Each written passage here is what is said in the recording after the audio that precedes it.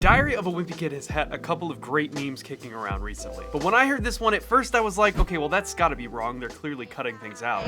Every now and then I fall apart, and I need you now tonight, and I need you more than ever. Because while I'm roughly familiar with the song, I had never really checked it out. So I got curious and I went and checked it out. And it's not wrong. In fact, this song has one of the more interesting forms of any pop song I think I've heard. Turn around. Every now and then I get a little bit lonely and you're never coming around. Turn around. Okay, so I feel like I've only ever heard this song kind of as a meme, either in a joke in movies or now in meme format. But yeah, I mean,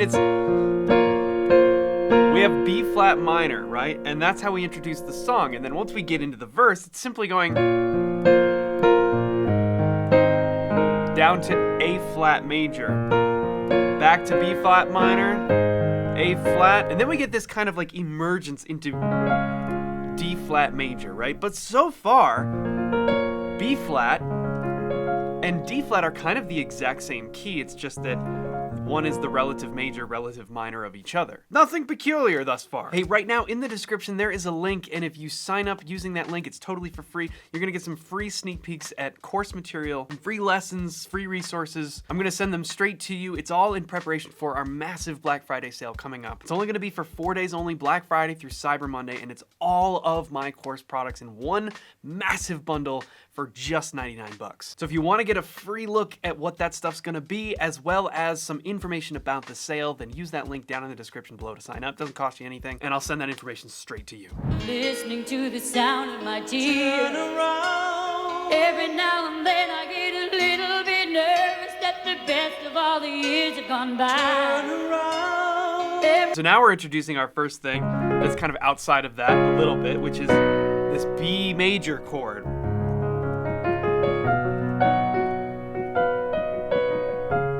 Still keeping it relatively simple.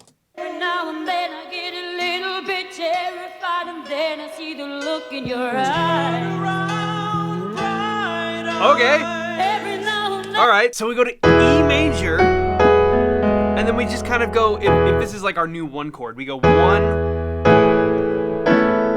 to the 4 chord, E major to A major.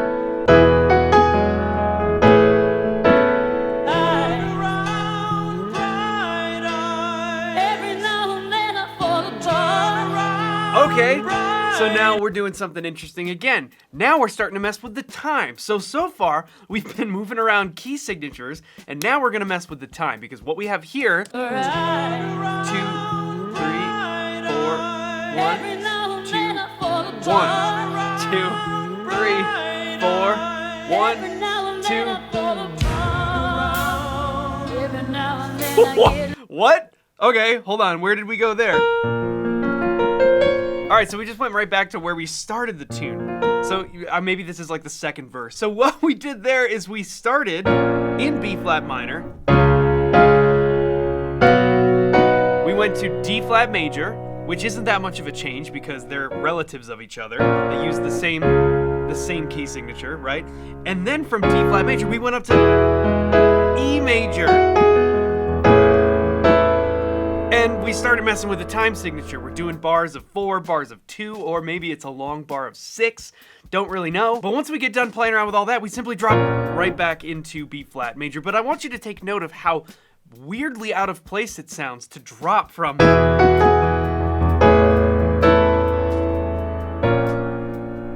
that transition. All it is really is a half step up, but it would sound, I don't know, maybe a little more consonant if we made it a major chord, but we don't. We go from a major A chord, A major, to B flat minor. And it's totally out of left field, but that's where we started the song, right? Listen to the melody there too.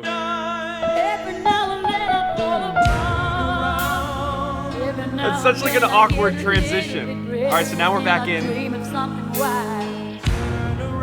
B flat minor.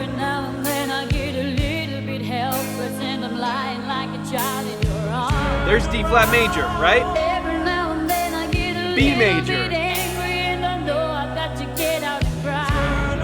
All right, so far, same thing as the first verse. Here we go, E major, A major, bar of 6 or 4 and 2.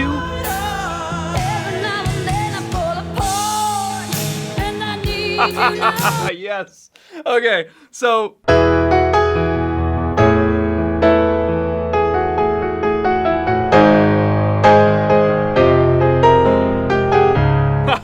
that's such a great transition, and it's utilizing that same bar of 2 or the end of that bar of 6 to launch itself into the chorus, right? And the key change that we get here is also it's also kind of bizarre, but it takes advantage of something really slick to get us into that in a way that makes it feel like it actually makes a lot of sense. We're in E major, right? So we have this. Even over the A major chord, that would still work.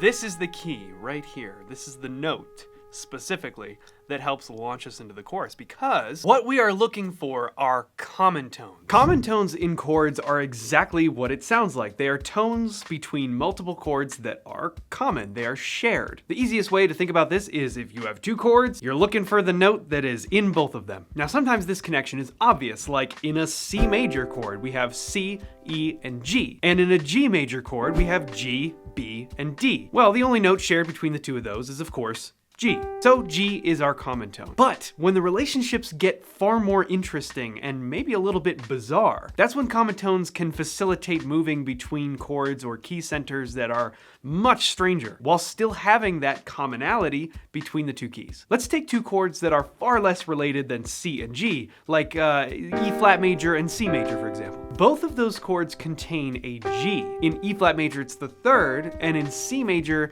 it's the 5th. And when we utilize that common tone to connect those 2 chords, the other notes in the chords are so drastically different from one another. That change sounds very interesting, while that common tone allows there to be a connection between the 2 chords. So we've utilized this G sharp to give us our root of the, man, it sounds so triumphant, it sounds so majestic.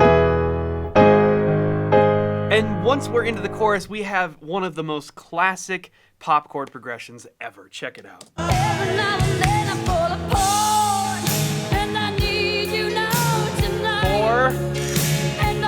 5, 1, minor 6, 4, 5. Classic.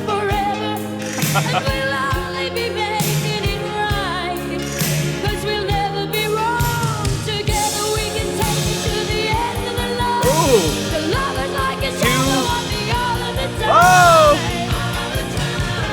Yes! Oh man, videos from 1983. Ooh, they're a special kind of awesome. So great. D flat over F, E flat over G, F minor, B flat major.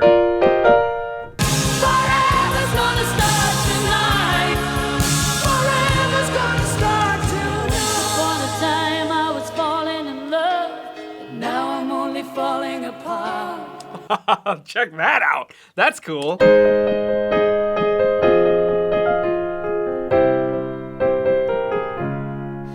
That's nice. That's a really nice section. There's nothing I can do, a total eclipse of the heart. Ending with a 2-5-1.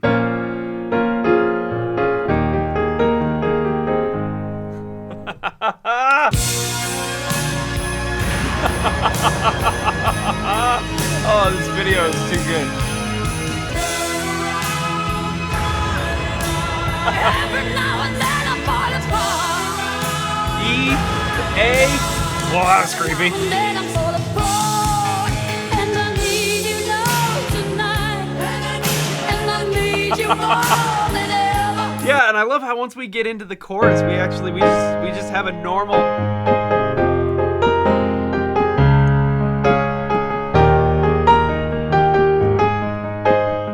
simple, classic pop chord progression. And if you hold me tight, we'll be holding on. Once upon a time I was falling in love, but now I'm only falling apart. Yeah. Such a nice little touch there.